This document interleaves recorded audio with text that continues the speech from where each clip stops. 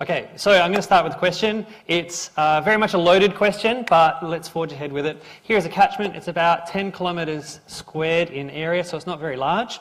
And the question is, how much variability do you think there would be in stream flow in this small area? So if we had just one flow gauge at the outlet, how well do you think that could do to understand the flows through this small area? You can see that there's multiple tributaries, there's a vegetated area, there's all sorts of complex things going on.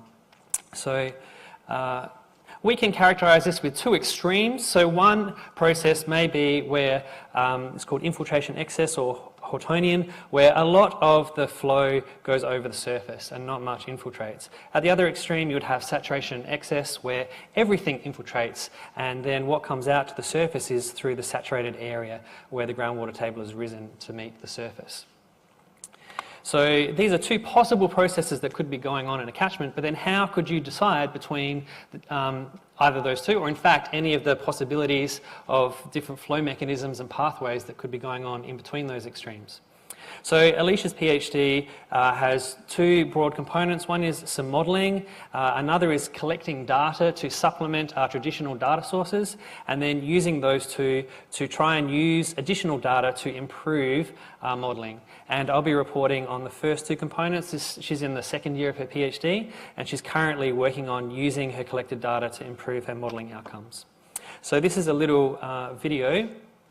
You can see it moving. This is the rain landing on the catchment. This is the infiltration excess scenario. It goes red, showing that there's a lot of flow over the surface. Whereas the saturation excess doesn't look as exciting. Essentially, it all infiltrates. So there's the next batch of rain. And then it actually pops back up into the stream network here through this saturated area. And over longer periods, this is just a couple of days, you can see that saturated area in the saturation excess case sort of grow and shrink. So two very contrasting mechanisms. And if you zoom into just one component in that catchment, you may have a point of ecological significance, and this is a point that we've picked in our catchment. And under one scenario, the infiltration excess, there's a lot less water going through the subsurface than in the saturation excess. It's about a factor of 6. So the same story again, if you looked at surface flows, you could see between the two cases, if you looked at the surface flow through this region here, then depending on whether you assume infiltration or saturation excess, you get different profiles based on the assumption of how you've characterised the runoff mechanisms. And so the basic question is, well, how could we distinguish between these two scenarios, or indeed many other scenarios that you might postulate between these extremes? So to do that, the focus has really been to collect additional data. So often you'll have a long-term gauge in a stream somewhere that's been running for many years, and they're expensive to maintain. And what we've done is we've gone in with cheap sensors on the scale of $100 or $200. We have temperature sensors and pressure sensors. We've actually over-instrumented some sites just to get a really good picture of what's going on there. And we stick them on a star dropper and stick a temperature sensor in the stream or one on the bank, and we're making comparisons to pressure sensors which measure the water level directly. And with our temperature sensors, we can infer the intermittency of the stream flow. So imagine you've got one temperature sensor on the bank, one in the creek bed.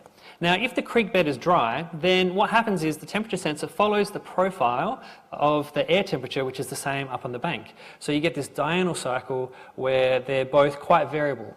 But then when the stream wets up, what happens is that it becomes insulated and you can distinguish a wet period from a dry period.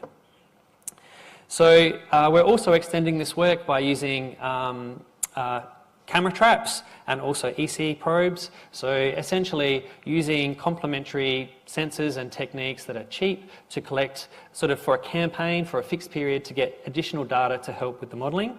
And here is our results so far. This is about 1 year's worth of collection. And so what you can see in this catchment is, as you may have guessed, it's actually quite heterogeneous, quite variable. At the outlet here, there's sort of permanent flow. It's only let up recently over summer. A little bit upstream, it's more intermittent. Further upstream, it's also intermittent, so there's recharge and things going on. Yet further upstream, there's a constant trickle at at that point because of the nature of the catchment there. And then another tributary over here, it's actually a lot drier. So even in a small region, there is a lot of variability in stream flow, and we can use complementary data sources, cheap sensors, to capture that image, and that can inform modelling and inform decisions. If you want to come talk to me, please do so at the break. Thanks.